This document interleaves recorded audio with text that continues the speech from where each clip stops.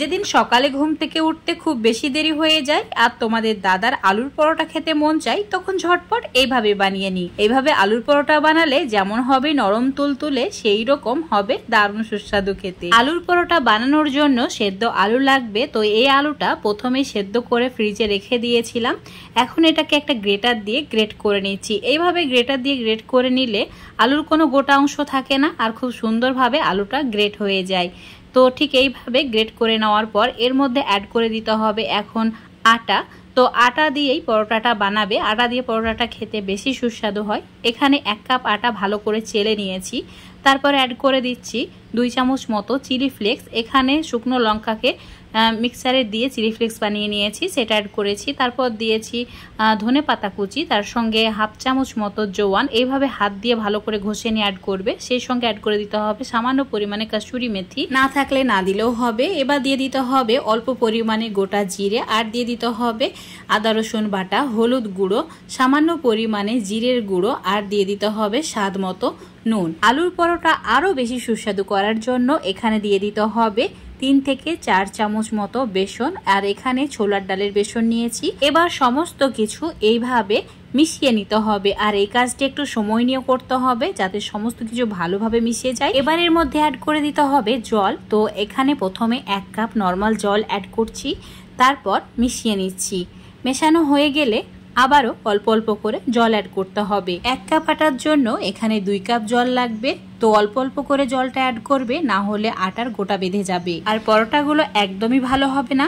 তো এইভাবে অল্প অল্প করে জল দিয়ে মিশ্রণটা রেডি করে নিতে হবে। 2 কাপ জল অ্যাড করে মিশ্রণটা ঠিক এইরকম দেখতে হয়েছে। এবার এর মধ্যে দিয়ে দিতে হবে 3 চামচ মতো তেল। তেলটা অবশ্যই অ্যাড করবে। তেল দেওয়ার কারণে পরোটাগুলো অনেক বেশি মুচমুচের খাস্তা হবে, খেতেও ভালো লাগবে। ভালো করে মিশিয়ে নেওয়া হয়ে গেছে আর মিশ্রণটা একদমই রেডি হয়ে গেছে পরোটা বানানোর জন্য। তো চুলোর উপর একটা ফ্রাই প্যান নিতে হবে, দিয়ে দিতে হবে সামান্য পরিমাণে তেল, আর এইভাবে ব্রাশ করে নিতে হবে। এখন অল্প করে 2 হাতা মিশ্রণ অ্যাড করে দিচ্ছি। তারপর হাতা দিয়েই হালকা করে একটু ঘুরিয়ে নেব যাতে এটা একটা রাউন্ড শেপ হয়ে যায়। আর তার বেশি নাড়াচাড়া করা যাবে না। চুলোর ফ্লেমটা একদম কমিয়ে রাখতে হবে, লো ফ্লেম করে রেখেই ওয়েট করতে হবে পরোটার উপর সাইডটা যেন এইভাবে শুকিয়ে আসে আর অটোমেটিক এইভাবেই উঠে যাবে। তো উল্টে দিয়ে অপর সাইডটা 1-2 মিনিট একটু সেঁকে নিতে হবে মিডিয়াম আছে। তারপর আবারও উল্টে দিয়ে অপর সাইডটা সেঁকে নিতে হবে। এইভাবে উল্টে পাল্টে 2-3 মিনিট সেঁকে নিলেই খুব সুন্দরভাবে পরোটাগুলো রেডি হয়ে যাবে। অল্প করে এখানে তেল, বাটার, ঘি যেটা ইচ্ছা সেটা ব্রাশ করে নিতে পারো। এতে পরোটাগুলো দেখতে ভালো লাগবে আর খেতেও ভালো লাগবে। যদি তোমাদের পরোটার মধ্যে তেল বা ঘি দিতে পছন্দ না করো তাহলে না দিলেও হবে। এইভাবে উল্টে পাল্টে সবগুলোকে হালকা লালচে করে ভেজে নিচ্ছি। এই পরোটাগুলো একটু চেপে চেপে ভাজলে খুব সুন্দরভাবে ফুলে ওঠে।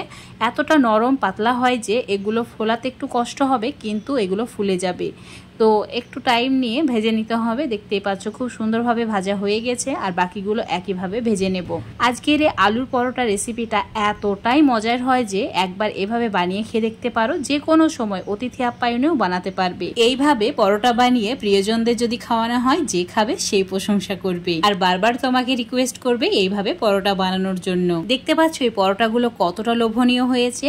দেখতে যেমন সুন্দর, খেতেও সেই রকম দারুণ সুস্বাদু। কোনো তরকারির প্রয়োজন হবে না, এতটাই মজার এই পরোটাগুলো খেতে। এমনি এমনি খেয়ে ফেলবে। নর্মাল আলুর পরোটার থেকে এই আলুর পরোটাগুলো অনেক বেশি সুস্বাদু হয় খেতে, আর বানানো খুবই সহজ। আজকের এই আলুর পরোটা রেসিপিটা যদি তোমাদের ভালো লেগে থাকে অবশ্যই লাইক, শেয়ার, কমেন্ট করে দেবে। ফেসবুক পেজ থেকে দেখলে পেজটাকে ফলো করে নেবে। ইউটিউব থেকে দেখলে চ্যানেলটাকে সাবস্ক্রাইব করে রাখবে আরও এরকম রেসিপিগুলো পাওয়ার জন্য।